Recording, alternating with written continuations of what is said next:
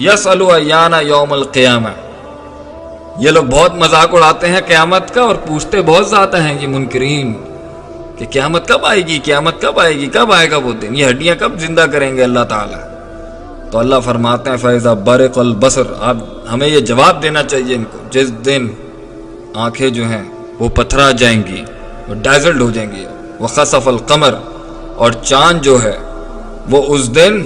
اپنی روشنی کھو بیٹھے گا، وَجُمِعَ الشَّمْسُ وَالْقَمَرُ، اور جب سورج اور چاند ملا دیے جائیں گے،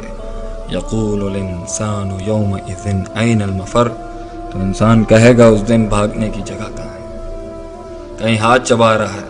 کہیں بھاگنے کی جگہ مانگ رہا ہے، کہیں کہہ رہا ہے یقول یا لیتنی قدمت لحیاتی، ہائے کاش میں کچھ اچھا بھیج دیتا آگے، کہیں کہہ رہا ہے میں مٹی ہو جاؤں، کہیں کہہ رہا ہے ہمیں موت دے دے، کہیں کہہ رہا ہے کہ مجھ سے سونا لے لو، سب کچھ لے لو لیکن مجھے بچا لو، کہیں کہتا ہے کاش میں سنتا، کاش میں عقل رکھتا، کہیں کہتا ہے کہ ہمیں یہاں سے باہر نکال دے، کہیں کہتا ہے اللہ واپس دنیا میں بھیج دے۔ اللہ اکبر، یہ ساری وہ نفسیاتی تکلیفیں جن سے یہ گزریں گے۔ سورہ زمر میں اللہ فرماتے ہیں وَسِيقَ الَّذِينَ كَفَرُوا إِلَىٰ جَهَنَّمَ زُمَرًا، اور اس حد تک کہ جب جہنم کی طرف گروہ در گروہ ان جہنمیوں کو، ان کفار کو لے کے جایا جائے گا، حَتَّىٰ إِذَا جَاءُوهَا فُتِحَتْ أَبْوَابُهَا، اور جب کھول دیے جائیں گے دروازے، وَقَالَ لَهُمْ خَزَنَتُهَا، اور اس کے پہنچنے کے بعد ہی جہنم پر جب وہ دروازے کھلیں گے تو خزانچی کہے گا وہاں پہ، ایک اور ریفرنس گیٹ کیپر کا، الم یأتکم رسول، کیا تمہارے پاس اللہ کے بندے نہیں آئے تھے، منکم، تمہیں میں سے، یتلون علیکم آیات ربکم، جو اب تمہارے ہی رب کی آیتیں تم پر تلاوت کرتے ہیں اور ہم آیتیں سن رہے ہیں۔ دیکھیں کتنا پیارا میسج ہے قرآن کا، وَيُنذِرُونَكُمْ لِقَاءَ يَوْمِكُمْ هَذَا، وہ تمہیں ڈراتے تھے اس دن کی ہولناکیوں سے، قالوا بلا، اور خاموشی، وہ کہیں گے ہاں آیا تھا، وَلَكِنْ حَقَّتْ كَلِمَةُ الْعَذَابِ عَلَى الْكَافِرِينَ، اور کافروں پہ عذاب کے کلمے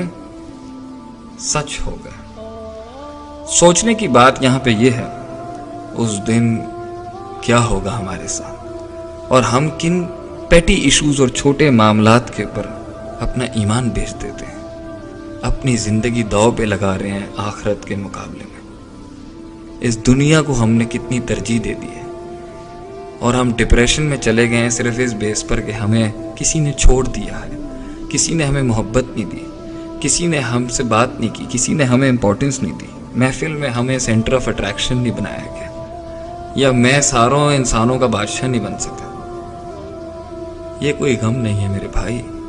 ہمیں چاہیے کہ ہم اللہ کی ناشکری نہ کریں، جو ہمیں مل گیا اس پر خوش رہیں، اور ان ہولناکیوں سے، اس تکلیف سے جس نے انسانوں کو پاگل کر دیا، وہ کہتے ہیں مٹی کر دے اللہ، وہی انسان جو زندگی کا خواہش رکھنے والا،